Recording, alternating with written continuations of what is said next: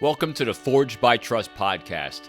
I'm your host, Robin Dreek. I am the founder and CEO of People Formula, a leadership and communication strategies company, as well as the retired head of the FBI Counterintelligence Behavioral Analysis Program, where my job for over 21 years was recruiting spies.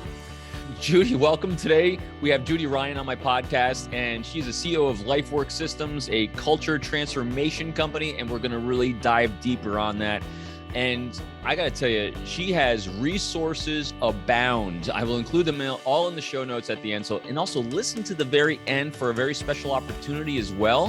One of the things I really want to draw you to as well in these resources I'm going to put a link to is she has over 220 articles. And I started perusing some of these articles. They are really, really good, really, really rich.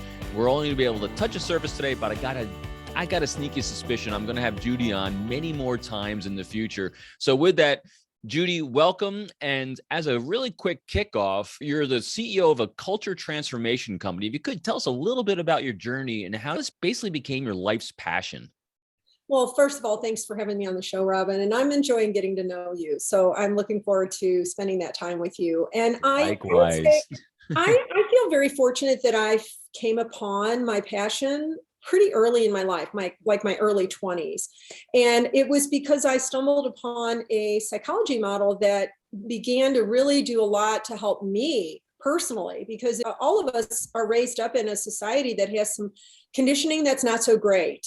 And to untangle that, I found this particular model that I just fell in love with. And I haven't really lost my passion for it in close to 35, 40 years, something like that, which makes me sound pretty old, but it's been really great. I first applied it to families and parenting, and I was a parent educator. And then I started to see the application of it in any setting, and really had a calling to do this work full time in the late 90s, and then formed my own company, did it under another umbrella, another company for about 4 years. And then I started my own company 20 years ago. So we're in our 20th year. Wow, big congrats on that too. Thank you. Thank you. We focus a lot on, how do you make your organization work? How do you make the world work? But a lot of times we really struggle to understand about what makes a human being work and really expand into the potential that's possible. So a lot of times we see people with high potential, but we don't necessarily know how they got there and why they seem like more of an exception than the rule. And so our work is really around how do you understand the conditions and conversations that people need to really expand into their greatest potential. And that's what I love to see. I love to see it coming to life in people. I love to see them overcoming the barriers that they've had, maybe sometimes their whole life.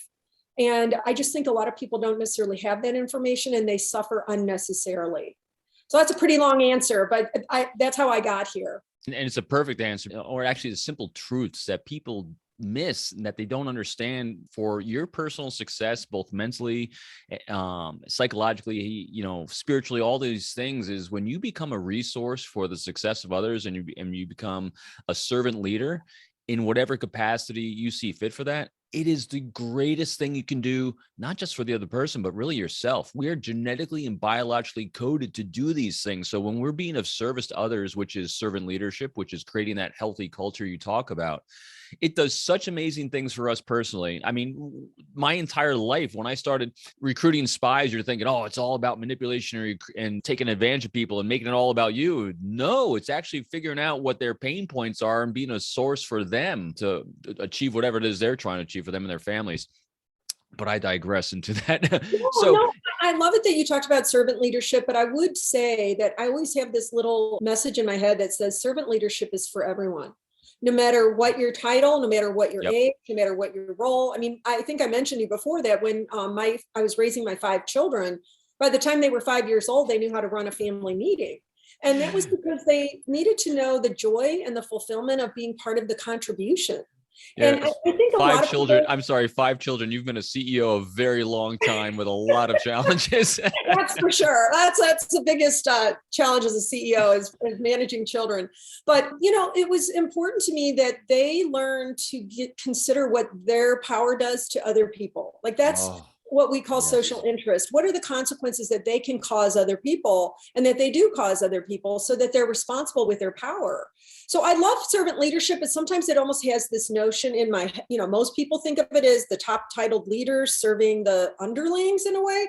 I believe it's everyone realizing the joy of contribution to one another. And maybe you feel that way too. Absolutely. That joy of contribution to one another. What a great soundbite that is. And you'll probably see it in the social media postings I do, because I'm with you. Leadership is not about title and position. It's about being of service to others. And everyone is a leader. In the Marine Corps, we always said, if you have two Marines together, that's one's a leader, one's a follower, and they then alternate back and forth. Because again, and you hit that keyword power. Matter of fact, we're going down rabbit holes already off my script of the things I was going to ask.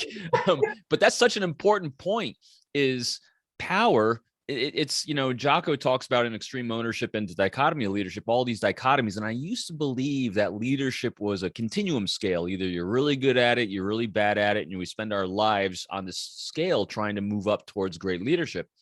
But in reality, what I discovered was it's a dichotomy of power and leadership, because power, as you're so defining here, is about self.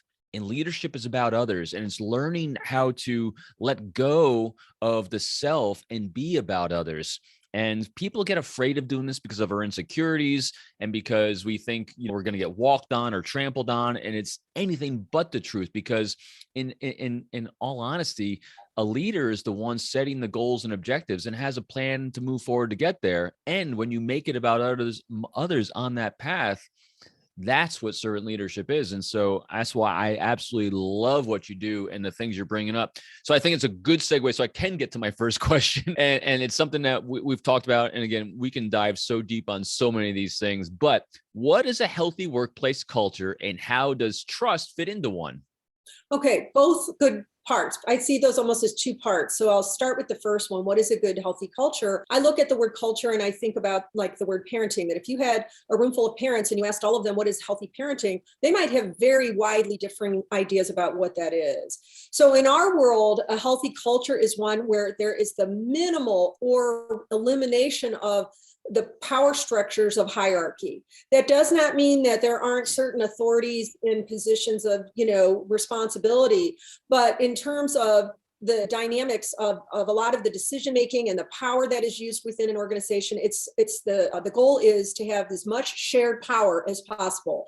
And I think what it requires is a leader with a healthy ego.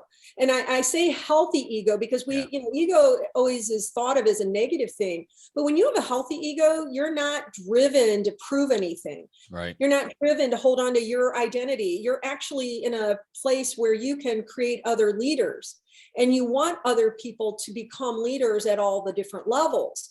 And that's what we talk about. Ours is called a responsibility-based culture. It's a culture that's based on purpose and core values, and that comes before profit.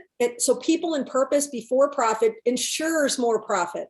And a lot of people don't see that. They say, no, profit's number one, and it's my bottom line. And they miss the point, because when you make your people and your purpose priority, then your profit follows. And so it's shared power. It's purpose and value driven. It's an organization of learning and supporting and mentoring so that people are able to learn how to be inductive reasoners, and they're able to solve problems without having to be told what to do. The old culture was just tell me what to do and I'll do it. Right. The new culture is you better know how to make decisions on the fly and see the opportunity and where you need to step in and lead something and when you need to step back. And most people haven't even been given the information or the experience to do that. And it's also a model where there's a holistic view of people, where you get to be the same person at work as you are in your personal life. Yes, congruence. And gosh, not having that congruence is so stressful to people. Absolutely, because you're being someone that you aren't. And, that kind of mental juggling is extremely stressful. It's really interesting too, these concepts you're bringing up of basically decentralized command is what you're saying. Yes. It's all over the place. And yet a lot of people, because they are insecure, are a little afraid to let go of that command. And I know you've worked with so many companies and you have so many examples of this, but I'm going to tell you, I've recently read a book that a client put me onto because they wanted to chat about this during one of our sessions. And I think the biggest company right now that people can reflect on and think about that does exactly what you're talking about is Netflix. There's a book out there that they wrote called No Rules Rules. Basically, they got rid of all the rules on Netflix because they decentralized the entire command, and there's no policy for vacations. There's no policies for vouchers. Basically, you are empowered with good talent density if you have great people on board to make all the decisions. Granted, make a few wrong decisions that hurt the company, and we might be looking for another job, but they really, really decentralize that command and empower people. So I think it's, if you're looking for a huge company, given that example of exactly what you're talking about, that's one of them. And I'm sure you have a million more. Anyway, Well, I digress I think again. it's what you're describing is what's called it's called ROW, a results-oriented work environment, where people they're brought in, but it also means that you have to have the right kind of conditions and conversations. Like you're saying that they're throwing out some of those traditional rules. Some of the traditional rules that most people don't know are so default set in them are the extrinsic motivators that we're raising our families with and we're raising our kids in school with. And then it translates into the community and into the workplace. So Right. some of those rules are command and control. So it's the decentralizing, but it's also the use of incentives and bonuses. Those kinds of things, dangling carrots. Right. Or when people use a lot of, you got to please me, like I'm proud of you or I'm disappointed in you. And also doing too much for people, not giving them the wheel. So I know that example with Netflix is one in which when people feel that they understand the purpose of the organization and they understand the purpose of their own roles and they have choices in that and they have the support for their job skills and they have all the intrinsic motivation that they need to be high performers. So when Best Buy was years ago, Best Buy did a results-oriented work environment experiment, and they took a whole group of people and they just told them, here's the outcomes we want, you guys figure out how you're going to do it. And I think they took every Thursday off and went golfing and all that kind of stuff. And they produced at a much higher rate than when they were in a conventional model. So yeah. I do think that there's a caution there of making sure people are equipped to transform from the old system because it's embedded inside of them. Right. They don't automatically just know how to do that well. Right. And so I think that's probably that combination of knowing how to create the right conditions and conversations so that people can trust their power. Most people do not trust their power because their power has been micromanaged. Yeah. And punished and threatened and all of those things. Yeah, which creates a fear environment, and people do not innovate in a fear environment. And the only thing that gets us through our challenges that we face in both personally and in companies and organizations is innovation, because every day is a new challenge. And if you're doing things the way things have always been done, then you are not moving forward. I suffer proud parent syndrome, as many people know, and I got a daughter who's a nurse, my son who's about to become a second lieutenant in the Marine Corps, about to graduate the Naval Academy. And he spent the summer dealing with COVID and bringing new plebes into the Naval Academy. And it was a disaster. I mean, every company, every organization in the world faced, what do we do now? And as he was frustrated looking for a process and procedure, a standard operating procedure or an SOP, I reminded him, I said, there's no SOP for chaos. That's what innovation's about. Yes. Yes. And if you have purpose in chaos, you can have what's called a K-ard, which is being able to take that chaos and focus it. It's not necessarily bad to have chaos if you have an intention for what you're going to do with it and what your outcomes are. Yes. So, or it's organized chaos, even though you're having to be, that's where your son is actually getting the message from you that he can handle being heuristic, being in uncharted territory and being able to create on the fly, because that's the way the world is moving right now. It's moving too quickly for us to look back at a manual and figure out what worked in the past, So, absolutely. So I hope that kind of answers the first half of your question. What is a healthy culture? It's a responsibility-based, purpose and value-based kind of organization where the goal is to mentor and empower people, not manage them, control them, motivate them. It sounds great to say, well, I'm a manager, I'm supposed to manage them. No, you're not. You're supposed to help them become self-managing. It's not that you're supposed to motivate them, it's that you help them remove the barriers to their own motivation. It's not that you're to judge them, it's to help them to assess themselves and grow into where they need to grow. And it's not for you to enable them, it's for them to discover how capable they actually are. So those are the things that build a healthy culture. But you also asked me, how does trust play into it? Sure. So in our world, we have this little house model. And in the rooms of the house, we have things like emotional intelligence, which is self-awareness, self-management, awareness of the relationship dynamics, whether it's two people or a whole group, and how to manage those relationships. And it's things like personal responsibility and what does that mean? And how does that show up? And how do you know if you're being personally responsible or not? And how do you have intrinsic motivation, which I just touched on a minute ago? And how do you distribute this kind of information to everyone? Because what traditionally happens in companies is that the titled leaders get all of that leadership development training, and it's almost thought as if it's impossible to train everyone or to mentor everyone. And that's about as crazy as saying we can't all have a cell phone. But it's almost like, the mentality, the mentality hasn't caught up. Yes, we can have everybody trained and have the same common language and tools, but the bottom of the house, the foundation, is trustworthiness. And what we mean by that is that we're asking people in the companies to commit to the notion that having a 10 relationship, when I'll tell you what that is, a 10 relationship with everyone in the company is the most important priority. And it sounds kind of nirvana, right? Like, how can you do that? First of all, 10 does not mean perfect. 10 does not mean best friends. 10 means that if I'm working with you on something, Robin, and I realize there's anything unresolved between us, we're not at a 10.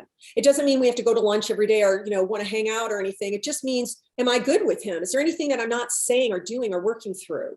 And so what happens for a lot of people is they operate in their lives not even paying attention to what that is. And they might even go from like, I had a 9 with somebody, now I have a 7 with them, now I have a 4 with them. And they will wait until the house is burning down to even acknowledge they have a problem, sometimes even to just themselves.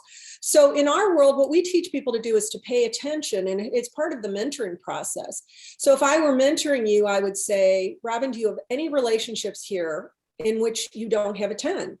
And that is the beginning of your self-awareness. Let's say there's 2 people where you don't have a 10. Then you say, yeah, I think I have 2 people like that. I would not want you to tell me their name or tell me the story. I would say, okay, I'm going to write down that you have 2 of them. What number would you give the first one? Which forces you to go in your head and say, is it a 9 or is it a 2? Because it starts to clarify to you how crisis is this situation, or is it really minimal? And Judy, if you could, I'm sorry to interrupt you. You broke up a little bit when you described what makes a 10. Can you go over again what makes a 10 and what the component is? A lot of people would say, oh, nothing's a 10, that's perfection. But in our world, 10 just means not having any unresolved issues. Okay, there you go. It doesn't even mean we have to like each other or be best friends. It just means I'm not ignoring something that is troublesome, even if it's minor. So most people are not making that a priority. They're not even asking themselves, am I at a 10 with everyone? Because it's a new behavior that needs to be conditioned in us. And so when you own that, that's a foundational requirement of the company, then it becomes part of the practice of the business to have conversations around it, not conversations that go into the story, but conversations just to raise the awareness. Right. So if you had 2 people and you said one of them's a 7 and one of them's a 4, I don't need to know anything more than that if I'm mentoring you. Then I might say, okay, here's the 8 behaviors that could be being violated or neglected right now. I want you to look through the list, and we actually give them the list. After a while, you just memorize them. Sure. And then what are a few of those? Yeah, so they're like being straightforward, which means saying what you expect and what you want straight to people. And if I could stop you right there real quick, because I love this concept, and they talked about it, no rules as well. And it's being transparent. And when you're being straightforward, if we could expand that, because I think a lot of people get afraid of being straightforward because they're afraid of being cruel. Because correct me if I'm wrong, there's a difference when you're being straightforward when we're talking about an event objectively, and then some people say, well, I'm just being honest, and they're actually being very egocentric when they're actually poking at you. Yes? Absolutely. So first of all, straightforward is the hardest one. It's kind of like the top of the chain of knowing that you can handle yourself. Trust is really more about how we are with ourselves than we think of. We think it's, do I trust Robin? Do I trust Robin not to hurt me, etc. Mm-hmm. The real trust issue is, do I trust myself to know how to handle any kind of communication? And so straightforwardness is one of the hardest ones, because you do need to know the skills and the understandings that keep your straightforwardness intentional. Like I'll tell you a little side story. There was a woman who worked for one of my clients, and she was a very timid, very loving, very, doesn't like conflict. That was her temperament. And she worked for the CIO, who was the one bringing in the project, and was very, very lovely. And she also had to do work for the CFO, who was not involved in the culture change at this point. And he was very much lead by intimidation and proud of it. And so she was having an issue with him because he would tell her to come to a certain location to work with him, and then he wouldn't show up. And this happened repeatedly, and she was very conscientious, so it freaked her out. Like, oh my God, did I get the wrong location? Did I get the wrong date and time? What am I going to do? And so it was very frustrating. And she didn't know how to deal with it, because this, first of all, it's her authority figure. And second of all, she's terrified of it blowing up in her face, or her hurting somebody. Right. So what she did was she learned this tool we teach called the frustration tool. It's like this: I don't like it when you do this, and you state the behavior. And that's straightforward. I don't like it when you, like, if let's say you were my brother and I said, Robin, I don't like it when you leave the toilet paper roll empty, right? Right. And then the next part of it is, because what I most want is, I want a relationship with you and the family where we got each other's back. I want to know that, everything is needed in the bathroom when I go in the bathroom. Like, that's the basic, this is what I desire with you. And then the third thing is asking for the behavior change. So what I want is, I want you to commit to changing the roll if it's empty or whatever. Are you willing? So she thought, oh, this would be great for me to use with this CFO. So she goes to him and she says, hey, I just wanted to let you know, I don't like it when you cancel meetings and you don't because what I want is, I want to feel really secure in doing the best possible job for you. And I want us to have really strong teamwork where we have great communication. So what I want is for you to text me or email me or call me if you change a meeting. Are you willing? Because she felt like this was a safe way for her to know that it wasn't going to go out of control. And she knew what she was doing, and she even practiced ahead of time. Sure. This is the kind of hilarious part. He says to her, lady, who the hell do you think you are? I pay your paycheck. You don't pay my paycheck. What do you mean saying all this to me? That's how he responded. Uh-huh. So she called me afterwards and she said, oh my gosh. And, she told me what happened. And I said, so if you weren't worried about what he did, how did you feel about your yard? We call it your yard. When you took care of your yard. She goes, well, honestly, I was pretty proud of myself. And I said, yeah. I said, why don't you just stay in your yard and appreciate that you had the courage and you used a tool that you didn't disrespect or hurt anybody. And she said, yeah, thank you. I'm going to do that. So about 4 months later, now this doesn't always happen, but about 4 months later, she calls me and she says, you know what? He keeps coming over this way, because, she's in a department. And he says, what is this stuff you guys are doing over here? And she said, oh, we're just doing this culture change stuff with Lifework Systems. And he says, well, we got a lot of gossip over in our area. And she's like, yeah, we used to have that kind of stuff too. She's just kind of low key in it. And, and she tells me he's never done that thing to her again, where he cancels a meeting, even though he was horrible to her, never apologized or anything. And then she heard him go into the CIO's office and say, what is this stuff you guys are doing over here? And what was happening was people were moving from his department to this department. Mm-hmm. And then they were like, oh my God, it's night and day over here. Right. And he knew that it was different, and he knew that it was better. So my point is that you can be straightforward, but if you don't have the tools and somebody to support you in practicing them and to support you even when the other person goes nuts, it is always a risk to be straightforward. I mean, she could have been fired, but probably wouldn't have been. I mean, how can you fire her over that? But it's terrifying for people to be straightforward in certain conditions. And so even I wrote an article one time called sometimes transparency can become a bloodbath. Like, you don't want to just encourage people to be transparent without any guardrails of any kind around emotional and social intelligence and psychological safety and those kinds of things. Because a lot of people haven't been given the skills to be straightforward and feel confident in it. You hit a few things in there I want to really highlight. And that is, so I have a communication model for communicating with people, and she honored it. And so in my communication model, to make it about the other person, if you're going to be straightforward, is one, you have to seek thoughts and opinions of others instead of sharing your own, talk in terms of their priorities instead of your own, validate them without judging them and giving them choices. And the way you phrased it was, she put the behavior change that she's looking for in terms of one of his priorities, assumed priorities at least, of her performance. And so if he's looking for her to be a higher performer for him, this is behavior change she needs for it. So she honored that, but he still flipped out. So what happens is, so she basically flared up his insecurities, and you so articulately, stated and demonstrated that we all deal with bullies in the workplace from time to time. And this is another great example of when you can't change the behavior of a bully, the only other thing you're left with is, what can I do to affect the people around them?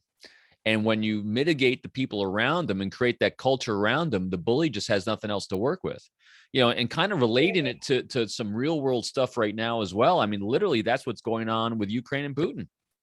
You're not going to change his behavior. The only thing people can really focus on is the behavior of the people around him, because a bully is a bully until the bully has nothing to feed off of. Well, and even the Ukrainian people are showing up courageous and trustworthy within themselves. And even this woman, even though the outcome wasn't what she was hoping for with him, she felt better because she was training him how to treat her. Like, yes, even putting up with his behavior all those other times was training him that it was okay to do that to her. Right. And so, and she has such a loving heart, which most people do.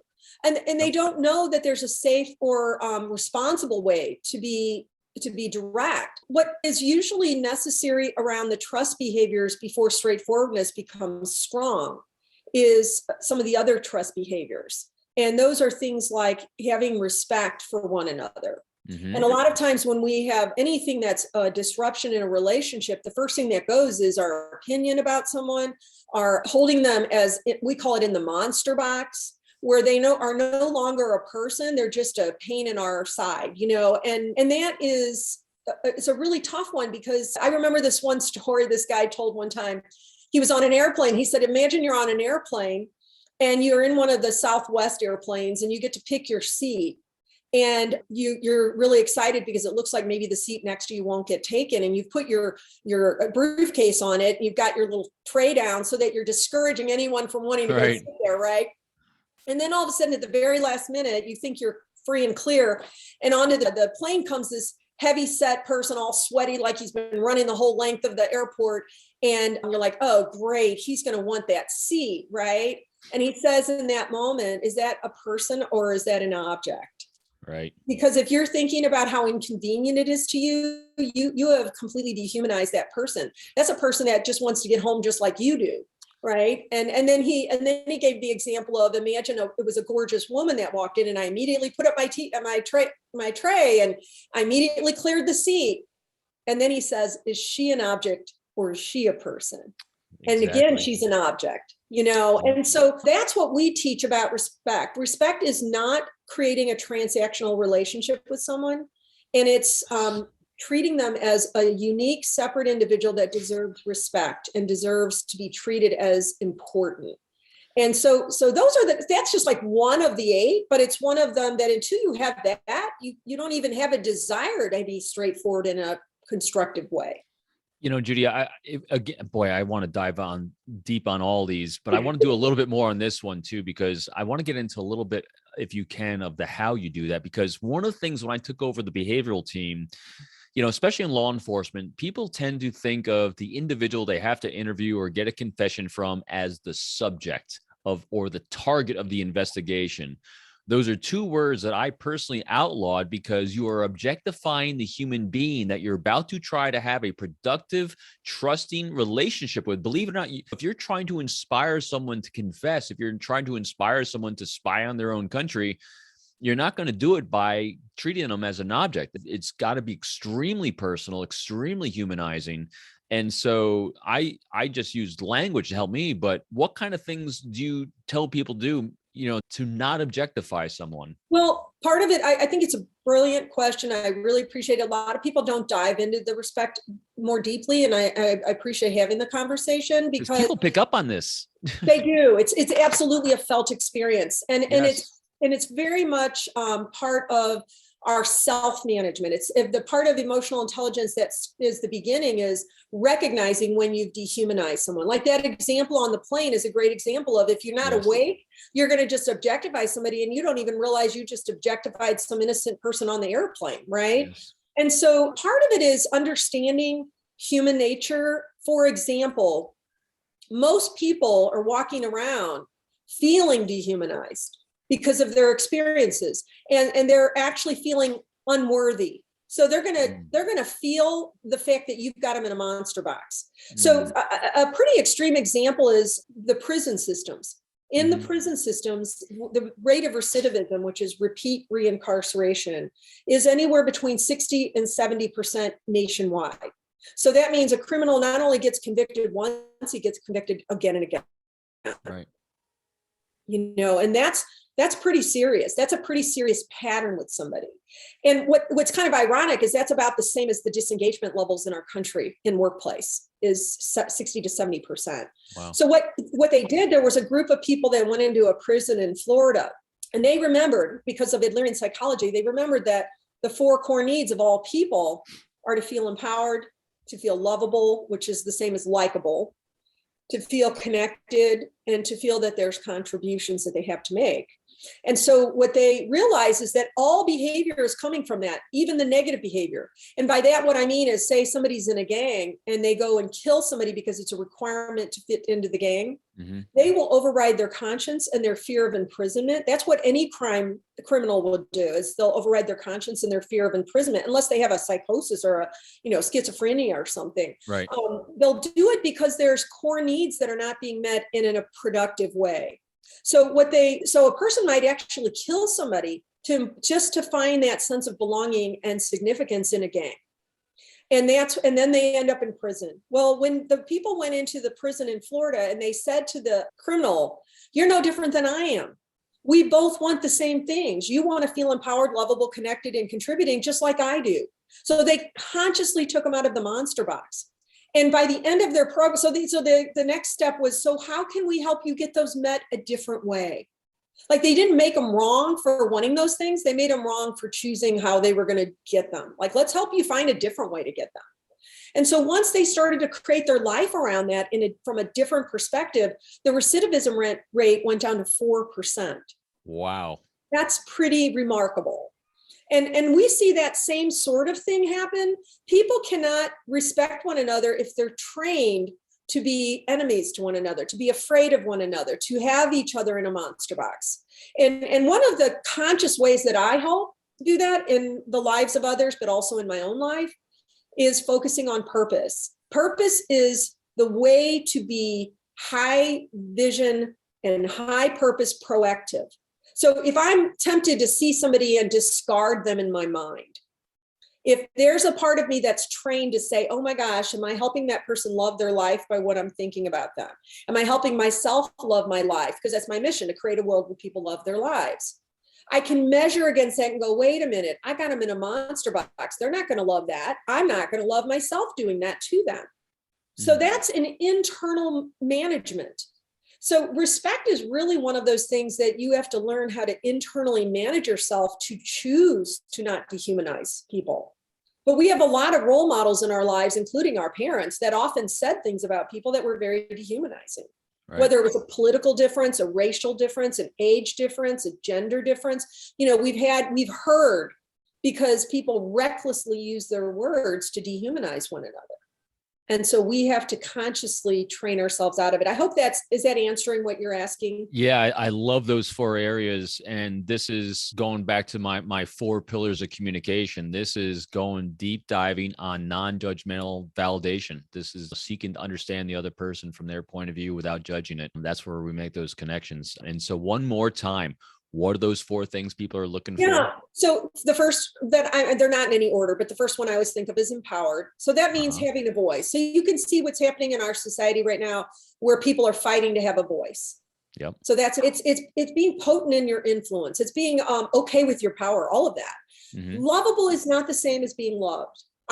This is a huge one for me personally, because I was deeply loved, but I did not feel lovable. Meaning my parents didn't really allow any of us, because that was probably just the era I was raised in. They didn't really have curiosity about how our minds worked, what we thought. It was more like, you're a blank screen and we're supposed to write on you. And let me tell you how wrong you are if you disagree with me. Like that was just the way of the world. And it still is.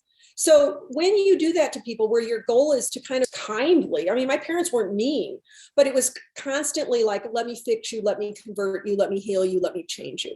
Right. And that does not make a person feel very delightful in themselves. Right. So lovable to me is really crucially overlooked. You could be the most loving leader in the world, but if you don't know how to make people feel seen and heard, they will suffer and they will cost you. Yeah. So curiosity and compassion and openness and receptivity is all part of likable and lovable. Connected sounds like a no-brainer, but a lot of people don't feel connected.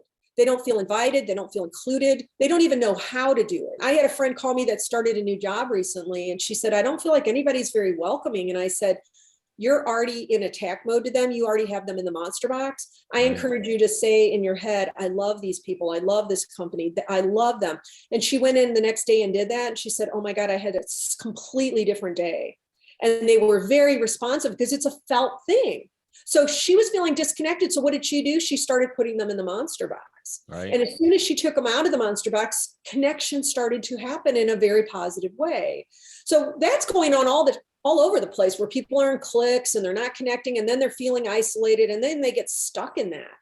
And then the fourth one that I talk about that is also kind of like lovable, where it's not as well known, is the need to give contributions, to make contributions. Yes. We're often robbing that of people by being so stuck in our own feelings of inferiority that we don't want to act like we ever need anything from anybody, which is robbing them.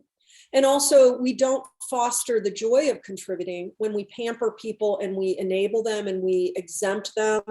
And I remember one time I was working in school reform, and we were taking away the control models, the extrinsic motivators, and one of them was using rewards. And in this one school, they were big on like, we got to give the parents a steak dinner to get them to show up at the parent teacher meetings, and, all these prizes and all this. And I told him, you need to stop doing that. And he got so mad at me. I remember him yelling at me down the hall. He was so mad. What are we supposed to do? How are we going to get them there? And I said, why don't you just invite them to do something? Like call them up and have the teachers call them up and say, hey, when you come to the meeting tonight, will you bring a quote to open the meeting? And another one, will you bring a story of that success story about your student and be willing to share it tonight? And, will you bring a bottle of soda to another one? Do you see how people love it when you give them a chance to contribute, but we don't even know that? So we're constantly trying to buy them. And that's what the school was doing. They were trying to buy the parents to being there. And then they were wondering, well, why aren't they that motivated when they're there? That's such a great point of contribution. 2 quick examples of that. One, every single 12-step program there is out there that people are in recovery for, and whether it's alcohol, overeating, or just being a disgruntled bad person who puts people in monster boxes, is be of service. Your best way to fix yourself is to serve others. That's a huge one. And I remember after 9/11, I was in New York City during 9/11 for the FBI and working very closely. My building was 5 blocks away. And I remember so many people wanted to feel connected, and I felt an obligation to allow them to feel connected, whether it was they wanted to bring cookies or sandwiches that I could bring down to folks, or steel-toe boots for folks like me that were going out to the landfill every day, and I intuitively did this, and in hindsight, I never really made that connection until right now when you said it. Was I was allowing people to feel connected and that they could contribute, because Yes. psychologically, that's what people needed for healing, for moving They do forward. need it. And unfortunately, a lot of times we don't give them the opportunity until there's a crisis, Right. because we're just not, it's not on our radar. So a really good leader would be looking at, what is it in my environment that takes away from these four core needs? Like, what are the Oh things that yeah. we're practicing? Like, for example, in my family, I learned an alternative to punishment and harshness and bribery and all the things people do when somebody misbehaves. Most people are like, well, what else is there? If you don't have punishment and harshness and bribery, I can't see anything else. But there are other ways What'd to you deal do? with all kinds of negative emotion. What's that? What'd you do? Well, it's actually a pretty interesting system that we teach called redirecting negative behavior. And by negative behavior, we don't just mean conflict. We mean like people that are seeking undue attention, those people that are very annoying because they're constantly trying to get attention. Right. Or a person that almost knee jerk goes into power struggle. Right. Or a person who is in a lot of pain and they don't know how to acknowledge it or release it, and they feel ashamed of it. So they're striking out because they believe that they should be rejected. So they're going to create the dynamics where they will be rejected. Right. And if you don't know that's going on, you're going to get all of these misbehaviors are going to get sucked into them if you don't understand what's actually occurring. And then there's another behavior where people are caught up in a belief that they're not capable. And so they have what's called learned inadequacy or assumed inadequacy. And then they get others to reinforce that they aren't capable. It's like a vicious cycle. And the same with the fifth one, which is my favorite one. It's generally in fairly high asset people that they do this. It's called the goal of significance. And that's when a person doesn't feel okay, because we all have moments where we don't. But we act pompous because our unconscious goal is to get invalidation, which sounds crazy. Right. But because we have that unconscious goal to be invalidated, we will act all smug and dismissive. And other people are like, who died and made her God, Right. And instead of knowing how to read that and redirect it, and it's a tremendous tool but what it also does is it brings up a lot of pain in people when we teach it, because they start realizing, oh my God, the way I grab onto punishment and rewarding and bribing and all that has been a big part of the whole problem. And they feel a lot of pain over the fact that they were contributing that because they never heard of this alternative. So in our family, I wanted to release everything that would diminish those empowered, lovable, connected, and contributing. And that was one of the big ones. How do we remove punishment and harshness from the family and still create firmness, high expectation, and right behavior? Mm-hmm. And so a lot of people need those skills, but they've never even heard of them. Right. So what'd you do? So when someone did something wrong in your house, what did you do? Well, I'll give you an example of what a redirect would look like. So that last one I called the goal of significance, where somebody acts superior and smug, because subconsciously they don't feel okay, and they really subconsciously want to be invalidated. So there was this husband and wife, and they had a $35 million company. And the husband had approached me because their HR manager heard us talk and said, oh my God, we need you so bad. And he says, but how about we just don't tell my wife? Because his wife was this very outspoken Jewish woman who was like very in control of the company. And he didn't want her even to know that he wanted to bring in culture change. I'm like, I don't function that way. Like, there's no going around your wife. We got to work with your wife if we're going to make this work. So we had a meeting, and during the meeting, first of all, they were a very accomplished company. They had gotten to $35 million.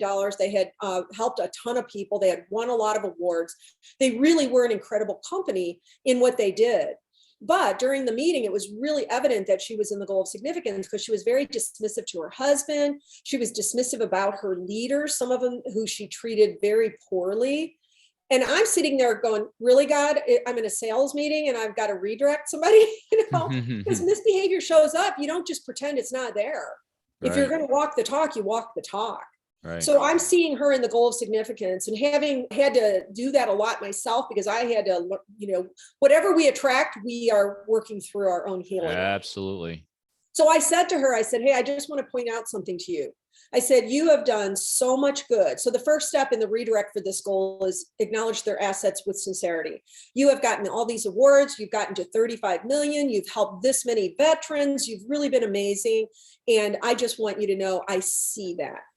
And I said, but I also see that you want to go to 100 million. And I see a really big stumbling block in front of you right now that I could help you with if you let me. And I don't think you can see it. And it's really going to get in your way. And this is what she said. And this is what people will do. When you redirect them, they will get worse before they get better. So here I am validating her. And her deepest unconscious wants me to invalidate her. So of course she's going to whip out whatever can make me invalidate her if I wasn't aware. So this is what she says to me. Why do you think you can help me with anything? You don't have a big company like mine. You haven't done all the good stuff I've done. Right. I have so much stuff I could teach you. What makes you think you can help me? Like, that's how she went like on steroids with her superiority. And I said, and this is what you do. You mirror it back. You don't invalidate it. I said, you're absolutely right. You've come way further than I have. You've done way more than I have. I don't know if I'll ever get to your level. And there's a ton I could learn from you. And I would love to learn it from you. And this one thing that I'm seeing right here, right now, is in your way. And you don't know how to deal with it, or you would have. I'm sure you would have. Yep. So will you let me help you?